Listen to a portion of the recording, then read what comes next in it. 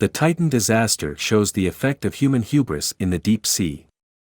In the Yoruba religious tradition, divine spirits known as orishas rule over various cosmic forces and elements of nature. There is Shango, the king orisha of thunder and fire, Yemaya, the orisha of the ocean, and Oshun, who rules rivers and lakes. There is also a lesser-known orisha, Olakan, who is androgynous and rules the deepest parts of the ocean, where light does not penetrate. Olakan is an extremely fearsome and vengeful orisha, upset with humans for not showing proper reverence. According to some tellings, Olakan is chained to the bottom of the ocean so as to restrain them from destroying humanity. The pressure of the deep ocean represents the origins of life and threatens gruesome, instant death for humans. It is for all these reasons Olakan is rarely challenged or disturbed, even by the other orishas. This week has been a reminder that for all of humanity's inventions, we cannot dominate the deep sea. For days, news outlets and social media have been transfixed by the search for a submersible that went missing while on a dive to view the wreckage of the Titanic. The vessel, operated by a tour company called Oshun, was carrying wealthy individuals who paid $250,000 each to make the dive to the resting place of the doomed ocean liner, which sank in 1912. On Thursday, the U.S. Coast Guard announced that searchers had found debris consistent with the catastrophic loss of the pressure chamber, and that it had notified the families of the passengers on board that all had been killed. In addition to the Coast Guard, an expert from the British Royal Navy and French specialists had joined the search. This has prompted criticism that the world's media and its governments care more about wealthy experience seekers than they do about migrants lost to sea while seeking a better life. They aren't wrong. But there is something more complex to examine here, about the social value of certain perilous journeys. I've been thinking about this post-op-ed by Brandon Presser. He writes, "Water is our birthright but also a force of great destruction, holding a record of everything it claims. To visit the depths of the ocean is not an act of arrogance, then, but something quite the opposite, an acknowledgement of our obsolescence. It's fitting that the desire to blindly careen toward the ocean floor goes hand in hand with our curious obsession with the Titanic. The felled ship, once touted as the world's greatest, has remained a parable for nature's power over the mightiest efforts of humankind to assert its dominance over the planet. Our obsession? I'm not sure it's so universal. I find it interesting that sunken slave ships, which I would argue are the true symbols of Europe's ability to enslave people and exploit nature in faraway lands, have not generally become the subjects of people's romantic fixations. But I digress. I'll admit, when I was 12 and James Cameron's 1997 film Titanic came out, I was swept up by Titanic mania. But the obsession with the Titanic tracks most closely with the white, Western world's obsession with technological dominance, which allowed Europe to explore and pillage other countries, wipe out entire peoples and enrich itself by exploiting the Earth's resources.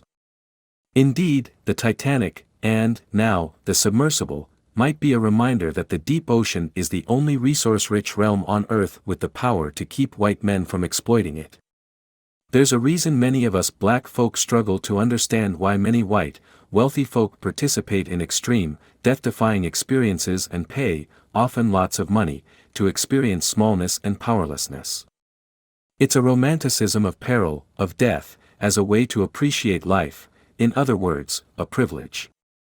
For the poor and the marginalized, the threat of social obsolescence and powerlessness is a lived, everyday reality.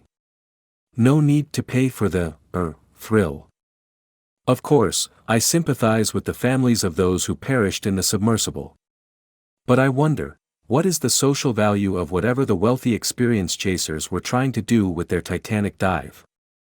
What was so globally important about their plight that teams from multiple countries were dispatched to try to rescue them? Meanwhile, migrants, who are arguably much braver but have far fewer resources, are demonized and left to die, despite the fact that all they want is the opportunity to work, to contribute value, to live. As far as I'm concerned, I'm #Team Olakan. There are some realms on Earth that are meant to be mysteries, not to be mastered. This weekend marks 1 year since the decision to overturn Roe v. Wade. I've been thinking about some of the pieces I've written since then, looking at the intersection of guns, domestic violence and abortion in Texas and the fight over access to midwife care in post-Dobbs states such as Alabama. How has the last year affected you or other women in your life? Would love to hear from you and feature your stories in a future newsletter.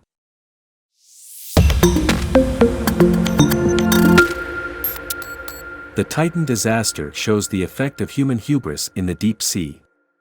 In the Yoruba religious tradition, divine spirits known as orishas rule over various cosmic forces and elements of nature. There is Shango, the king orisha of thunder and fire, Yemaya, the orisha of the ocean, and Oshun, who rules rivers and lakes. There is also a lesser-known orisha, Oshun, who is androgynous and rules the deep. Why a no-labels presidential candidate should scare Biden. Regarding the June 15 Politics v. The Nation article, Democrats meet with anti-Trump conservatives to fight no-labels 2024 bid. Instead of sabotaging a potential, no-label candidate for the 2024 presidential race, a more productive path for those concerned with preventing a second Trump administration would be to strengthen the Democratic ticket. The best way to do that is to replace Vice President Harris, preferably with a centrist Democrat with strong national security bona fides. The no-labels effort is primarily animated by disgust over unacceptable candidates. As the election will be determined by independent voters, why not give those voters a positive reason to vote for President Biden by removing Ms. Harris, whose favorability numbers are abysmal? With global insecurities increasing and the enemies of the United States and our Democratic allies on the march, we need a vice president grounded in national security issues who will be able to handle the toughest job on the planet if called to do so. Mr. Biden has a choice. He can keep Ms. Harris on the ticket and possibly lose a majority of independent votes or replace her with a highly respected Democratic centrist who can ensure those decisive votes go his way. I have voted for and served in the administrations of Republican and Democratic presidents. A third-party presidential candidate is just as likely to split the anti-Biden Harris vote and guarantee the return to office of a man widely seen by majorities in both parties as too old to carry on the stressful duties of the presidency. The fear of many voters is that each day would make it increasingly likely that the nation would be faced with the prospect of Kamala Harris becoming president despite seeming unfit for the office for reasons different from those that disqualify former President Donald Trump and President Biden. Both parties can do much better by tapping their bench, searching for someone younger yet still seasoned. The way to obviate the need for a third-party candidate is for the major parties to offer more qualified and attractive choices. That can be accomplished